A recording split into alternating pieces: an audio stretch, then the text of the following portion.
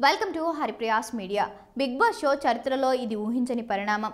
Title winner jail పాలు అయ్యాడు. High drama మధ్య రైతు బిడ్డ పల్లవి ప్రశాంత్ని పోలీసులు అరెస్ట్ చేయడంతో పాటు అతన్ని చెంచల్గూడ జైలుకు తరలించారు.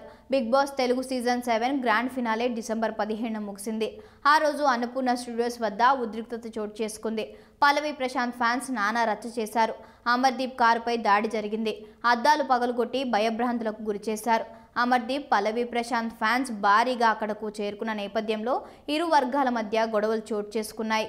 కొట్లాట జరిగింది. అంతటితో ఆగలేదు. ఆర్టీసీ బస్సులు, ప్రైవేటు వాహనాలపైకి రాళ్లు రువ్వి డ్యామేజ్ చేశారు. ఇదంతా పల్లవి ప్రశాంత్ ఫ్యాన్స్ చేశారని పోలీసులు భావిస్తున్నారు. కాగా ఉద్రిక్త పరిస్థితుల నేపథ్యంలో పల్లవి ప్రశాంత్ని పోలీసులు అన్నపూర్ణ స్టూడియోస్ వెనుక గేట్ నుంచి ఇంటికి పంపారు. లా అండ్ ఆర్డర్స్ ప్రాబ్లం వస్తుంది, ఎలాంటి ర్యాలీలు చేయొద్దని సూచించారు. అయితే పోలీసుల సూచనలు ఖాతరు చేయకుండా పల్లవి ప్రశాంత్ మరలా ఓపెన్ టాప్ కారులో అన్నపూర్ణ స్టూడియోస్కి వచ్చాడు. సీరియస్ అయిన పోలీసులు మందలించారు. అలాగే పలు సెక్షన్స్ కింద కేసులు పెట్టారు. నిన్న పల్లవి ప్రశాంత్ పరారిలో ఉన్నట్లు వార్తలు వచ్చాయి. అనంతరం నేను ఎక్కడికి పోలేదు, ఇంటి దగ్గరే ఉన్నానని పల్లవి ప్రశాంత్ వీడియో రిలీజ్ చేశాడు. రాత్రి పల్లవి ప్రశాంత్ని అరెస్ట్ చేసేందుకు పోలీసులు అతని స్వగృహానికి వెళ్లారు. పల్లవి ప్రశాంత్తో పాటు అతని సోదరుని కూడా అదుపులోనికి తీసుకున్నారు. జూబ్లీహిల్స్ పోలీస్ స్టేషన్కి తరలించారు.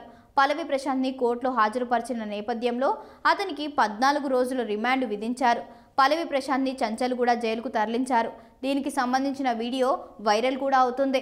బిగ్ బాస్ కంటెస్టెంట్ జైలు పాలు కావడం ఇదే తొలిసారి.